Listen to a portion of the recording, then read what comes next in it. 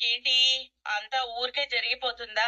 బొమ్మల కొలువు పెడితే రోజు 2 పూట్ల పూజలు చేయాలి, హారతిచ్చి పాటలు పాడాలి. ఇందుకే మన ఇంట్లో పెడదామన్నా. నీకంటే బాగా ఎవరు పాడతారు పాపి? ఊరుకోండి, అందరూ ఉన్నారు. పెళ్లి చూపుల్లో నువ్వు పాడావు కదా, అచ్చం గాన కోకిలలా పాడావు.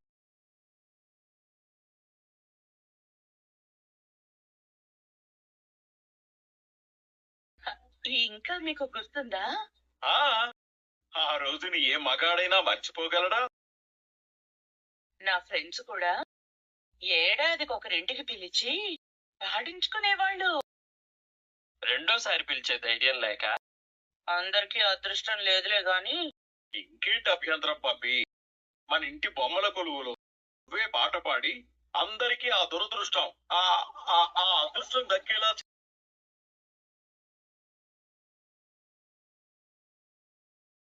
కానీ దానికి మన ఇల్లు సరిపోతుందా మావయ్య? దాందే ఉంది. కామాక్షిని ఒక మంచి ఇల్లు చూసి పెట్టమని అడుగుదాం. విశాలంగా ఉండే ఇల్లు చూడమందాం. కానీ నాదో కండిషన్. ఏంటది? పాట మాత్రం నువ్వే పాడాలి సుమా. ఏంటో మీరు తొగ మొహమాట పెట్టేస్తున్నారు. సర్లేండి, మీకోసం పాడతా.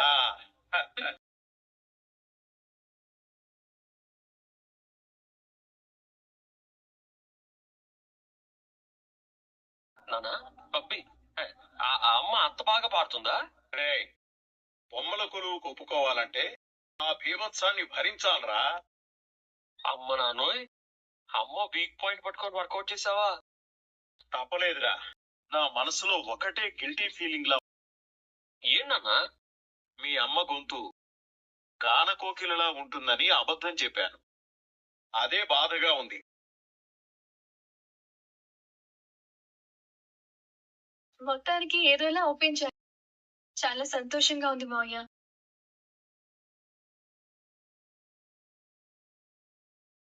నా మాటని మన్నించి బొమ్మల కొలువు పెట్టడానికి అందరూ ఒప్పుకున్నందుకు చాలా సంతోషంగా ఉందండి. చాలా బాగా చెయ్యాలి. మీనా, నువ్వు మొదలు పెట్టావు కదా, దీనికి శుభం కార్డు వేసే బాధ్యత నాది. నా భయం అంతా మీ గురించేనండి. ఎవరేమన్నా మీకు వెంటనే కోపం వచ్చేది. అంతేమీ జరగకూడదని దేవుణ్ణి కోరుకుంటున్నాను. ఇదిగో, ఇలా అవమానిస్తే నేను బాధపడతాను చెప్తున్నా. ఊరికే అన్నానులేండి. ఇదేం చేసి నా వెనకుండి ముందుకు నడిపించేది మీరే కదా. బొమ్మల కొలువు గురించి మనం మాట్లాడుకుంటున్నాం గాని పెద్ద తలగారికి ఇంకా చెప్పలేదు. ఎవరు? ఇంకెవరు? మా షీలాడ. ఆవిడకి తెలియకుండా మనం ఇలాంటివి ఏమైనా చేస్తే తర్వాత అందరికి వరుస పెట్టి తలంటుతుంది. అర్జెంట్ గా చెప్పాలి. అవునరా, మంచి ఆలోచన. అమ్మకు ఫోన్ చేయి. అదేదో నువ్వే చేసినా. సరే.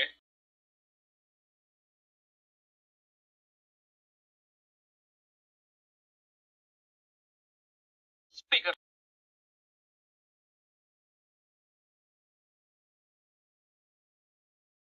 సత్యం, అమ్మా, ఎలా ఉన్నావు అమ్మా? నాకేంట్రా, మీరందరూ అక్కడ సంతోషంగా ఉంటే నేను ఇక్కడ సంతోషంగా ఉన్నట్టే. ఏం లేదమ్మా, మన ఇంట్లో బొమ్మల కొలువు చేద్దాం అనుకుంటున్నాం. నువ్వు తప్పకుండా రావాలి. ఆలోచన మంచిదే గాని ఇలాంటి మంచి ఆలోచన నా కోడలికి రాదే. కరెక్ట్ గా చెప్పావు డార్లింగ్. ఇదంతా మా మీనా ఆలోచన. అనుకున్నాన్రా, అందరూ పక్కనే ఉన్నారన్నమాట. నేను, మీ మనవడు, మావయ్య గారు ఉన్నాం. అమ్మమ్మ గారు. అలాగా, సంతోషం. తప్పకుండా వస్తానమ్మా. దాంతో పాటు ఒక యాగం కూడా చెయ్యాలని మన ఊర్లో ఉండే మంత్రులు గారు చెప్పారు. ఏం యాగమమ్మా? అదేరా, ఈ 4 సంతానానికి పెళ్ళయి ఏడాదవుతున్నా వాళ్ళకి సంతానం కలగలేదు కదా. యాగం చేస్తే కీడేదైనా ఉంటే పోతుందని. ఏ ముసలి, మేమన్నా ముసలం అయిపోయాం అనుకుంటున్నావా? అప్పుడే పిల్లలు అంటున్నావు. ఒరేయ్, ముసలాళ్ళయ్యాక పిల్లల్ని కనాలని ఏ శాస్త్రంలోనూ చెప్పలేదురా బడుద్దాయి. మీ వయసులో ఉన్నప్పుడు మీ నాన్నను కన్నాను కాబట్టే వాడి పిల్లల పెళ్లిళ్లు చూశాను. మీ పిల్లల పెళ్లిళ్లు కూడా నేను చూడాలి కదా. సర్లే, నీ ముచ్చట ఎందుకు కాదనాలి, అలాగే చేద్దాం. సరే అయితే మరి మన మౌనికను వాళ్ళ ఆయన్ను కూడా ఫోన్ చేసి తప్పకుండా రమ్మని చెప్పండి. ఈ యాగం అందరూ కలిసి చెయ్యాలట. అలాగే అమ్మా, అలాగే. ఉంటాను. ఉమ్.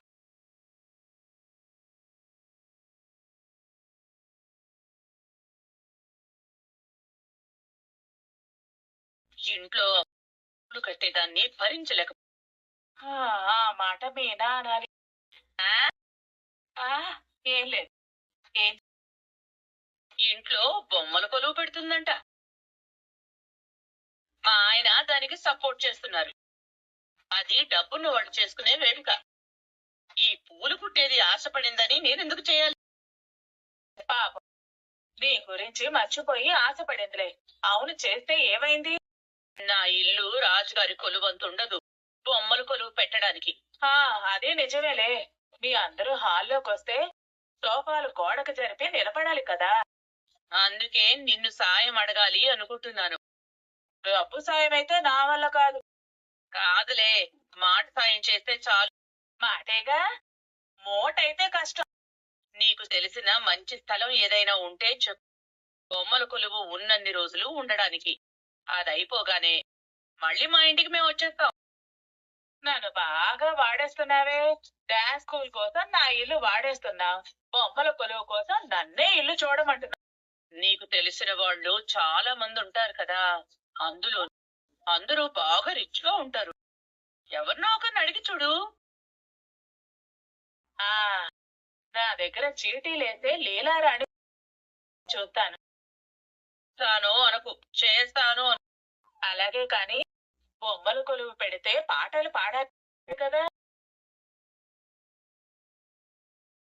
మీ అన్నయ్య నన్నే పాడమని తెగ మొహమాట పెట్టేస్తున్నా.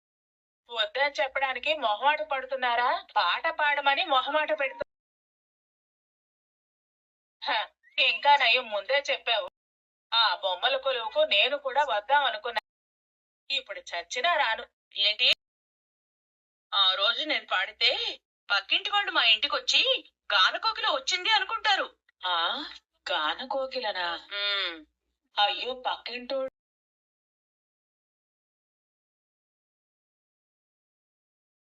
ఇప్పుడు క్లాస్ లో అలా అయితే మాస్టర్ కి మన మీద డౌట్ వస్తుంది.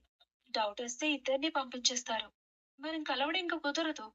మాస్టర్ కంత తెలివి ఎక్కడ ఇచ్చిందిలే. ఆయన నిన్ను చూడ్డానికి ఇక్కడ చేరాను.